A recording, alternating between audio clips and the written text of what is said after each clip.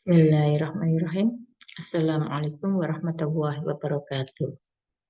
Anak-anakku yang dicintai dan Ibu banggakan, untuk pertemuan hari ini kita akan membahas teks editorial.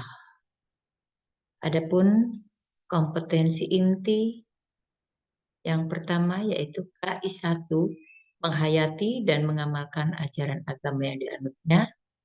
KI 2, menunjukkan perilaku jujur, disiplin, tanggung jawab, peduli, gotong royong, kerjasama, toleran, damai, santun, responsif, dan proaktif sebagai bagian dari solusi atas berbagai permasalahan dalam berinteraksi secara efektif dengan lingkungan sosial dan alam, serta menempatkan diri sebagai cerminan bangsa dalam pergaulan dunia.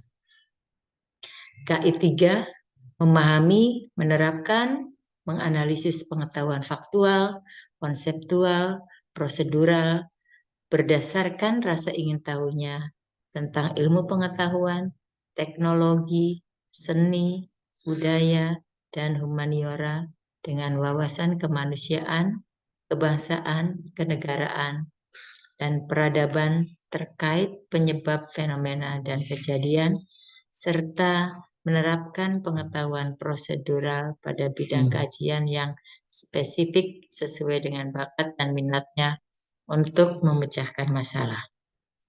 KI 4, mengolah, menalar, dan menyaji dalam ranah konkret dan ranah abstrak terkait dengan pengembangan diri yang dipelajarinya di sekolah, serta mandiri dan mampu menggunakan metode sesuai kaidah keilmuan. Kompetensi dasar 3.6, menganalisis struktur dan kebahasaan teks editorial. 4.6, merancang teks editorial dengan memerhatikan struktur dan kebahasaan. Indikator pencapaian kompetensi 3.6.1, mampu menjelaskan struktur berupa pengenalan isu, argumentasi, simpulan dalam teks editorial. 3.6.1, mampu menjelaskan kaidah kebahasaan dalam teks editorial. 4.6.1, mampu menyusun teks editorial dengan memperhatikan struktur teks editorial.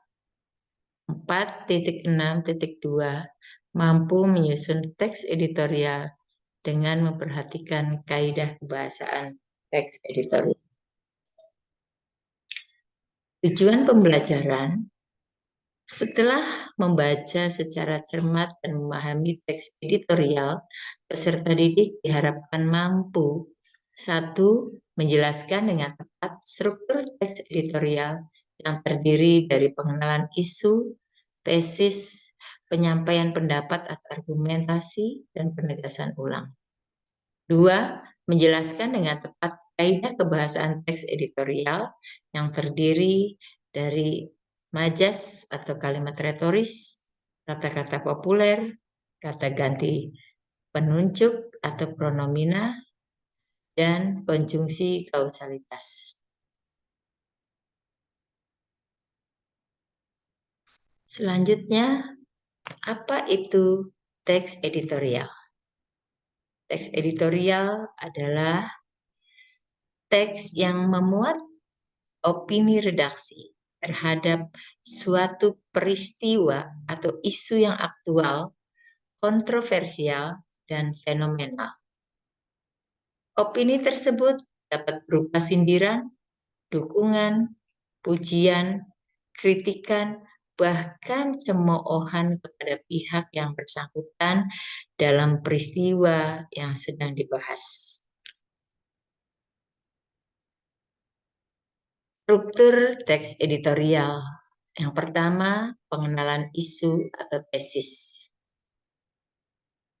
Pengenalan isu ini sering dikenal dengan nama lain, yaitu pernyataan umum atau tesis.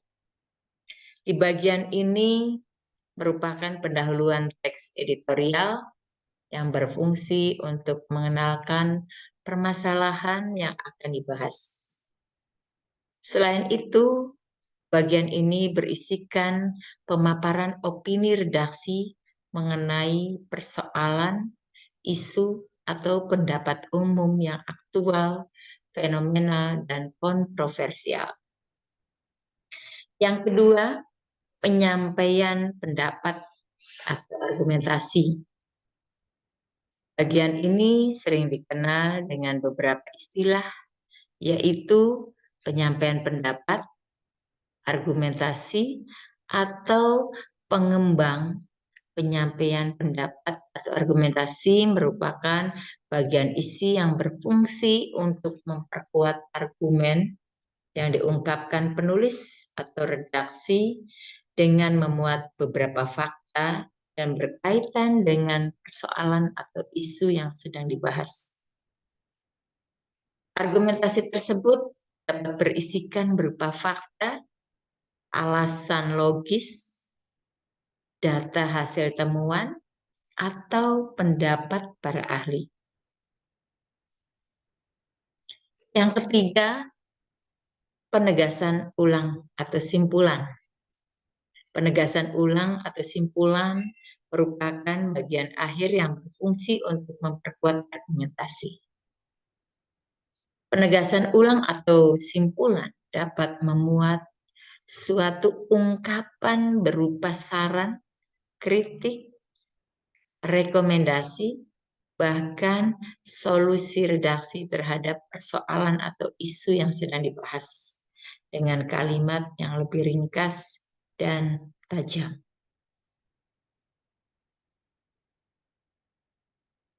Selanjutnya, kaidah kebahasaan teks editorial. Yang pertama, majas atau kalimat retoris. Majas retoris merupakan suatu ungkapan berupa kalimat tanya yang tidak memerlukan jawaban. Dengan kata lain, jawabannya sudah terdapat dalam kalimat itu sendiri. Majas retoris berfungsi untuk menarik perhatian pembaca sehingga tergugah untuk tetap membaca. Seperti halnya penggalan kalimat berikut ini. Bagaimana pemerintah meyakinkan bahwa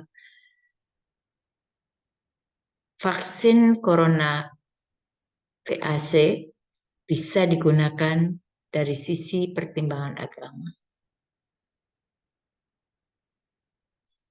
Majas retoris dalam kalimat tersebut ditandai dengan kata tanya bagaimana.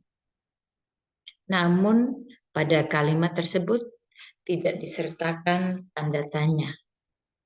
Sebab kata bagaimana pada kalimat tersebut sudah menandakan ciri dari kalimat interrogatif. Kalimat tersebut berfungsi untuk menggugah perhatian pembaca terhadap permasalahan pilkada yang diadakan di tengah wabah COVID-19. Yang kedua adalah kata-kata populer.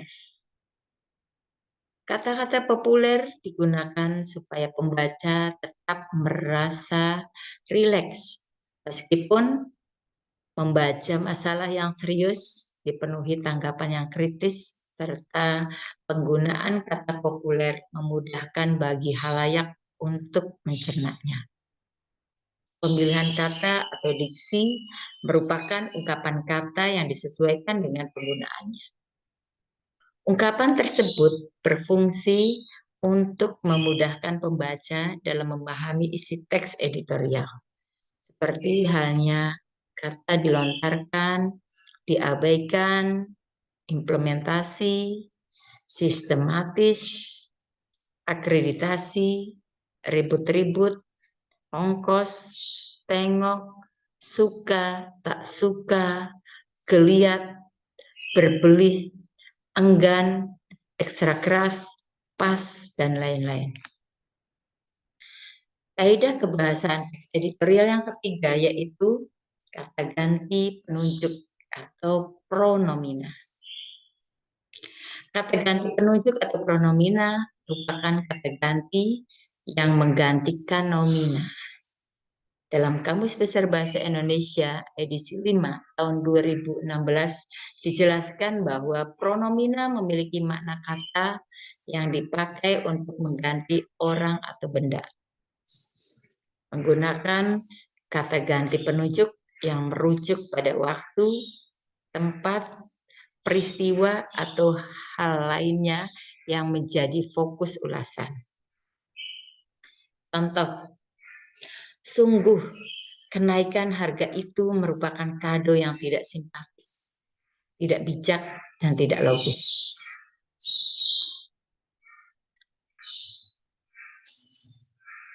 Contoh yang kedua, berdasarkan simpulan rapat itulah Presiden kemudian membuat keputusan harga LPG 12 kg yang diumumkan pada hari Minggu kemarin. Contoh yang ketiga, rasanya mustahil kalau pemerintah, dalam hal ini Menko Equin dan Menteri BUMN tidak tahu, tidak diberitahu, serta tidak dimintai pandangan, pendapat, dan pertimbangan. Kaidah kebahasaan yang keempat yaitu kata penghubung atau konjungsi kausalitas. Kata hubung atau konjungsi merupakan kata yang berfungsi untuk menghubungkan berupa frasa, klausa, dan kalimat. Konjungsi kausalitas berfungsi untuk menghubungkan dua unsur yang menyatakan hubungan sebab di dalamnya. Contoh, karena itu, karena, sebab itu, sebab, oleh karena itu, dan lain sebagainya. Contoh kalimat yang menggunakan konjungsi kausalitas. Kalimat yang pertama, karena itu pengadaan vaksin COVID-19 baru dipandang sebagai upaya negara untuk meningkatkan derajat kesehatan masyarakat. Contoh yang kedua, tidak boleh mengabaikan setiap frasenya hanya karena ingin melakukan percepatan yang pada akhirnya berpotensi membawa petaka. Baik anak-anakku yang berbahagia, demikian materi yang dapat Ibu sampaikan pada kesempatan hari ini. Kurang lebihnya mohon maaf. Wassalamualaikum warahmatullahi wabarakatuh.